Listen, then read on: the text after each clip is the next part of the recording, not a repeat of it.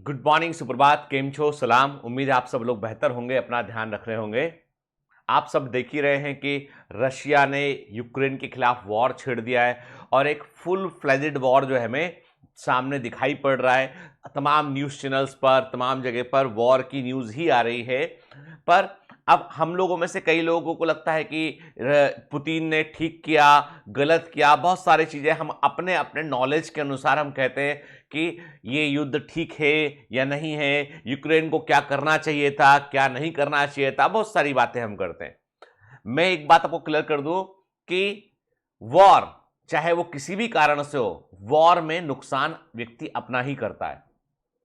चाहे वो रशिया हो, चाहे यूक्रेन हो, war is never a solution. And जब आपके डायलॉग्स या आपकी बातचीत या आपके समझदारी पूर्वक दिमाग से समाधान आप नहीं निकाल पाते हैं तो आप बंदूकें निकालते हैं।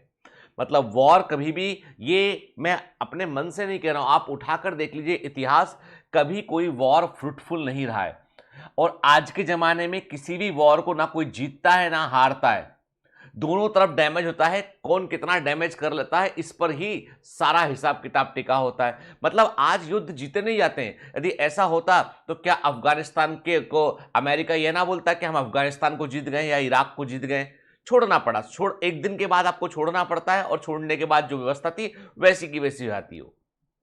खैर, मैं कोई ग्लोबल मुद्दों पर आपसे बात नहीं करने वाला हूं। मैं इतना ही बोलूंगा कि हम सभी नागरिकों को, सिटीजन्स को एक बात ध्यान में रखना चाहिए कि वी शुड नेवर, है ना, हम कई बार बोलते हैं ना कि युद्ध कर दो, ये होना चाहिए, वो सब चीजें कभी भी जो है ना वो प्रैक्टिकली देखा जाए तो आज के जमाने में जो डिप्लोमेसी है, कूटनीति है, जो ग्लोबल आपस में सहयोग है, उसका बड़ा मायना है। ये जो वॉर हो रहा है, इस वॉर का असर इंडिया पर क्या होगा, तो इंडिया पर देखिएगा आप कि इस वॉर का सबसे बड़ा बुरा असर इंडिया पर होगा। तेल की प्राइसें बढ़ जाएंगी, घरेलू गैस की प्राइसेस बढ़ जाएंगी क्योंकि ऑयल की सप्लाई का फर्क पड़ेगा।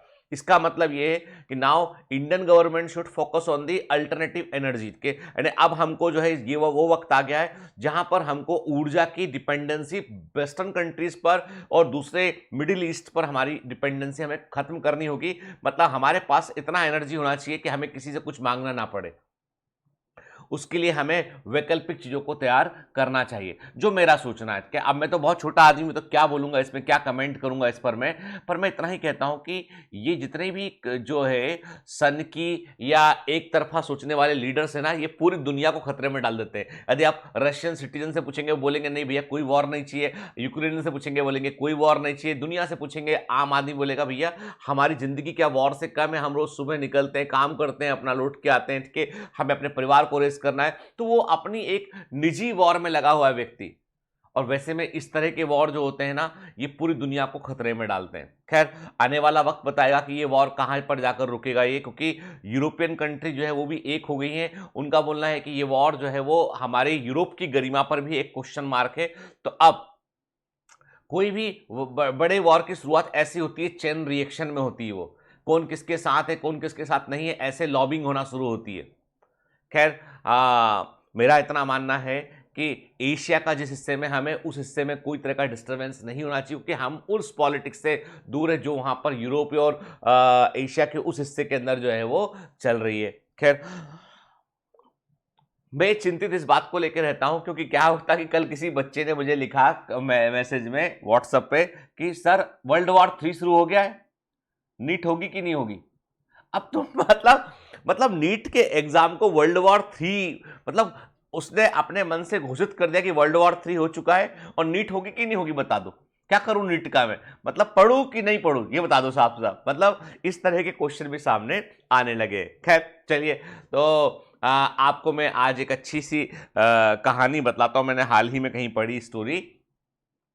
एक आदमी एक राजा के दरबार में आता है।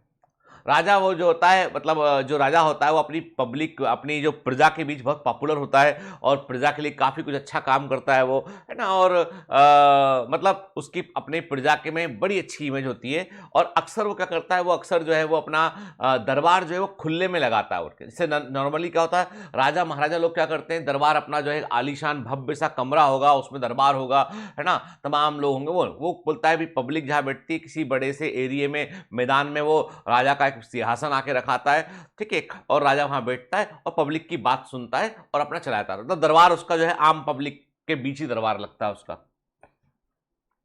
उस राजा के पास एक दिन एक आदमी आता है, वो बोलता है कि साहब ऐसा है, मैं आपको चुनौती देता हूँ, चैलेंज देता हूँ, यदि आप बुरा ना माने तो। राजा बोलता है कि वैसे हमको चैलेंज दिया है तुमने, गलत तो तुमने कर रहे हो काम, ये बुरा मानने वाली बात तो है ये, लेकिन बताओ क्या चैलेंज। उसने कहा साहब पहले आप ये बताओ कि आप मुझे प्राण दंड नहीं दोगे। उन्होंने कहा नहीं देंगे भाई। चैलेंज क्या? उसने कहा चैलेंज ये है कि मैं आपको चुनौती देता हूं कि मेरे पास दो हीरे हैं, दो डायमंड है मेरे पास, एक असली है और एक नकली है, एक कांच है, एक कांच है और दूसरा असली डायमंड है। दोनों बिल्कुल हूबहू एक जैसे हैं। उन दोनों को मैं आपके सामने प्रस्तुत करूंगा, आपके सामने प्रेजेंट करूंगा, और आप उनमें से एक असली डायमंड को ये पहचान लिया है आपने, तो वो आपके राज दरबार के अंदर में आप उसको ले लीजिएगा, अपने राज खजाने में डाके आप रख लीजिएगा उसको, वो आपका। यदि आपने असली डायमंड को पहचान लिया तो वो आपका, और नकली डायमंड यदि आपने गलती से उसको आपने उठा लिया, उसको आपने असली बतला दिया, तो मेरा जो डायमंड है उसकी कीमत का धन आपको देना पड़ेगा। मंजूर है क्या बताइए? राजा ने कहा ठीक है। राजा ने कहा कि अब चुनौती वाली बात आ गई। राजा ने बोला हाँ ठीक है, हाँ हम तैयार हैं चुनौती के लिए। अब राजा ने जो है ऐलान किया कि भैया अब हम जो दो हीरे हैं उनमें से एक असली और एक नकली हीरे को पहचानना है, ठीक है। अब जो है कई लोगों को राजा ने बोला भाई जितने भी यहाँ के जो अपने जौहरी लोग हैं उनको बुलाओ, उनसे बात करो, जो हीरे के जानकार है उनको बुलाओ। कोई भी सामने ना आए। डर भाई मान लीजिए गलती से हमने गलत हीरा उठा लिया तो राजा को धन देना पड़ेगा, राजा की बेइज्जती होगी सो अलग, तो राजा हो सकता है जान से भी मार दे। भाई पहले के जमाने में कोई जान से मारने के लिए कोई बहुत बड़ी कार्रवाई तो होती नहीं थी। मन किया हमारा कि हमारा मूड ठीक नहीं, तुम चमेली का तेल लगा के आए हो, आज तुम्हारे प्राण दंड तुमको, मतलब पहले के जमाने डिफरेंट ही था भाई एकदम, है ना, ठीक है।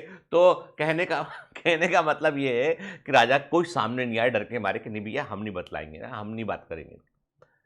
फिर राजा ने कहा ये तो बड़ी मुश्किल बात हो गई है, अब तो हम तो जौहरी है नहीं, तो हम तो कैसे बता पाएंगे ना, हमारे दरबार में से कोई आदमी बताएगा। एक मंत्री को मालूम चलता है कि भाई कि एक गांव में एक बूढ़ा है, वो बोल रहा है कि भाई मैं बता दूंगा। वो मंत्री उस बूढ़े के पास जाते हैं, बुजुर्ग व्यक्ति के पास। वो मालूम चलता रहे वो तो अंधा है। तो उसने कहा भाई तुम अंधे हो, तुम कैसे बता पाओगे असली हीरा और नकली हीरा? उसने कहा आप आपकी चिंता मत करो, आप मैं बतला दूंगा, और ना बतला पाऊं तो मुझे प्राणदंड दे देना, और क्या बोलूं उसके ऊपर, में जान से मार देना मुझे। मंत्री बोला ठीक है। मंत्री राजा के पास आके बोलता भाई कि एक बुजुर्ग व्यक्ति हैं, वो बोल रहे हैं कि वो असली और नकली हीरे का अंतर बतला देंगे, और उनका बोलना ये कि वो इतना कॉन्फिडेंट है कि बोल रहे हैं मैंने गलत चुना तो मुझे मार देना, इससे बड़ी बात क्या है। राजा बोलता ठीक है अब चुनौती तो अपन ले ही लिए, बुलाओ उसको। बुजुर्ग व्यक्ति आता है तो बुजुर्ग व्यक्ति बोलता भाई ऐसा है, हम अंधे है ना, पर हमको क्या सूरज की रोशनी में हमको ज्ञान मिलता है, तो पहले तो एक काम करो, ये मेज बाहर लगवाओ जहां पर दोनों हीरे टेबल पर रखो। एक टेबल बाहर लगवाया गया, दोनों हीरे असली और नकली जो बिल्कुल हूबहू एक जैसे दिखते हैं, दोनों हीरो को जो है वो आजू बाजू रख दिया गया। वो बूढ़ा व्यक्ति दोपहर होने का 12 बजे दोपहर होने का इंतजार करता रहा। वो उसने पूछता था बार बार टाइम कितना वक्त हो गया, कितना पहर गुजर गया। उन्होंने कहा अब दोपहर का 12 बज गया है। उसने कहा बस, फिर अपना कुछ मंत्र बुदाएगा, कुछ मंत्र बुदाएगा, कुछ मंत्र, सब एकदम अलर्ट होकर देख रहे होते कि यार 2-3 घंटा गुजर गया है, ये कर क्या रहा है, कितना बज गया है, 1 बज गया है, बस वक्त हो गया। वो उठता है, दोनों अंधा होता, दोनों हीरो को टच करता है, बोलता है ये असली हीरा है, राजा के हाथ में दे देता है। राजा उसको बुलाता आदमी जो हीरा लेके आया था, तो वो आदमी कहता है राजा पहली बार मैं इतने दरबारों में गया हूं, सब जगह पर मैं जीता हूं, पहली बार मैं अपना हीरा हार गया आपसे। ये बुजुर्ग व्यक्ति जो है वो इसको सही पहचान लिए। राजा बहुत खुश। अब वो हीरा जो है वो जो राजा के का जो खजाना होता है, इसको हम बोलते हैं अपना जो खजाना होता है ना राजा के पास में, वहां पर जो है उसको रखवाने का आदेश मिलता है भाई कि राजकोष में हीरे को जमा कर दिया जाए, ठीक है, जमा हो जाता है। अब राजा उसको बोलता है इनको बुलाओ शाम को, भाई शाम को इनको बुलाओ हमारे घर पे खाने के लिए, कि इस बुजुर्ग व्यक्ति को क्या साथ खाना खाएंगे, इसने हमारी इज्जत भी बचाई और एक हीरा हमारे, इतना महंगा हीरा हमारे राजकोष के अंदर शामिल करवाया। बुलाते हैं शाम को उसको, पूछते राजा पूछते हैं कि बताओ तुम तो अंधे हो। उन्होंने कहा इसमें कोई डाउट ही नहीं है, अंधे ही हूं मैं। फिर तुमने पहचाना कैसे कि असली हीरा कौन सा है और कांच कौन सा है? उसने कहा ऐसा है, जब मैंने उन दोनों को दोपहर में धूप में रखवाया, 10 बजे से हम लोग कोशिश कर रहे थे, 10 बजे टेबल लगवाई आपने बाहर, दोनों हीरे लगवा दिए आपने, 11, 12, 1 बज गया, 3 घंटा काफी था। 3 घंटे में जब कड़ी धूप पड़ रही थी तो कांच जो है वो गर्म हो गया, कांच गर्म हो गया। हीरा गर्म नहीं होता है, हीरा ठंडा ही रहता है। और बाकी राजा इसके लिए फिजिक्स पढ़ लेना, ठीक है। हीरा गर्म नहीं होता, हीरा हॉट कभी हीट नहीं पकड़ता है जितना कांच पकड़ लेता है। कांच गर्म हो चुका था 3 घंटे में, हीरा ठंडा था, तो हमने केवल जो है वो हाथ टच करके देखा, जो ठंडा था हमने कहा ये हीरा है, ये गर्म है, ये वाला कांच है, ऐसे बतला दी। राजा बोला है तो कभी दिमाग में ही नहीं आया। The moral of story is that कि हम सभी लोग उसी हीरे या उसी कांच में से एक हैं। हम सभी लोग उसी हीरे या उसी कांच में से एक हैं। कई लोग है ना, बाहरी परिस्थितियों के चलते, कोई कुछ बोलता है उसके चलते, है ना, कोई भी ऐसी कंडीशन आती है जो उसको नागवार हो जाती है, उस पर वो एकदम रिएक्ट कर जाता है, गुस्सा, एकदम गुस्सा, एकदम गुस्सा, एकदम रिएक्ट कर जाता है, गुस्से से भरे होते हैं, गर्म हो जाते हैं एकदम कि नहीं नहीं ऐसा नहीं होगा, मैं देख लूंगा, तो मैं ऐसा कर लूंगा, ठीक है, मैं तो पुतिन बन जाऊंगा, ठीक है। मतलब तो वो जो लोग होते हैं ना वो कांच होते हैं। ठंडे लोग कौन होते हैं? जो डायमंड्स होते हैं। वो उन्हें मालूम है कि जो एनर्जी अंदर आया टोटल इंटरनल रेफ्लेक्शन, हम चमकेंगे भी हम तुम्हारी एनर्जी से, पर गर्म भी नहीं होंगे। This is the beauty of diamond, कि वो अंदर लेकर उसको घुमाता रहेगा, चमकता रहेगा, टोटल इंटरनल रिफ्लेक्शन करता रहेगा और गर्म भी नहीं होगा वो। उसने कहा ये डायमंड, जो गहरे लोग होते हैं, कीमती लोग होते हैं, वो बात बात पर गुस्सा नहीं करते, बात बात पर एंग्री यंग मैन नहीं बनते। क्या सा सिस्टम है, क्या कर रखा है तुमने, ये क्या हो गया है, मैंने ऐसा किया था तो ऐसा कैसे हो गया, वो ऐसा गुस्सा नहीं करता। सब्र से समझते हैं इस चीज को कि हाँ भाई ये समस्या है, इसका ये सॉल्यूशन निकल सकता है। तो दुनिया मालूम है आपको, ये जो सब्र करने वाले जो लोग ना, उनके कारण ही दुनिया टिकी हुई है। सारे लोग यदि गुस्से में घूमते रहेंगे ना पागल होकर, तो सब एक दूसरे को ही मार देंगे। आप खुद सोचो कि कल यूएन के सेक्रेटरी जनरल ने बोला कि हम कोविड से गुजरे, पेंडेमिक से, मिलियंस ऑफ लोगों की जान चली गई, हम और जान लेना क्यों चाहते हैं? क्या हमें कोई और वक्त नहीं मिला इन चीज़ों के लिए? क्या यही वक्त सही है जब पूरे दुनिया के सभी देशों की इकोनॉमी हिली हुई है, जब पूरे देश जो है वो अपने उस कोविड के कारण जो उनको आर्थिक नुकसान हुआ, जो हानि हुई, उससे निकलने की कोशिश कर रहे हैं, लोग अपने दुख भुलाने की कोशिश कर रहे हैं, तब वॉर का जरूरी है? क्या ये वॉर कोई प्लानिंग तो नहीं था कि पता पड़ा पहले आपने वायरस को क्रिएट करके छोड़ दिया पूरी दुनिया में, ताकि पूरी दुनिया की इकोनॉमी डिस्टर्ब हो जाए, अमेरिका वो तमाम जो है सब लोग जो है वो अपने अपने घरों में कोविड से लड़ते रहे वो, और बाहर हम एक बड़ी लड़ाई छेड़ दें? क्या ये आपकी साजिश नहीं थी? कैसे कैसे कह सकते कि ये कॉन्स्पिरेसी का हिस्सा नहीं है ये? क्योंकि आपने उस पेंडेमिक के खत्म होने का इंतजार ही नहीं किया आपने। पहले क्यों नहीं? पेंडेमिक के ठीक बाद क्यों? जब दुनिया की पूरी दुनिया की इकोनॉमिक कंडीशन ठीक नहीं है तभी क्यों? तो ऐसे बहुत सारे प्रश्न लोगों के दिमाग में उठते हैं। मैं वही कहता हूं कि जो गहरे लोग होते हैं, भारी लोग होते हैं, वे बात बात में गर्म नहीं होते। तुम्हें बहुत गुस्सा आता छोटी छोटी बातों पे, गुस्से को संभालिए, दैट इज द एनर्जी। वो गुस्से को टोटल इंटरनल रिफ्लेक्शन में डालिए और उस गुस्से से कुछ क्रिएट कीजिए, चमकिए उस गुस्से से, उस गुस्से में कुछ ऐसा क्रिएट कीजिए कि आप चमक जाएं। गर्म होने से काम नहीं बनेगा, चमकने से काम बनेगा। Have a great day, all the best, bye bye.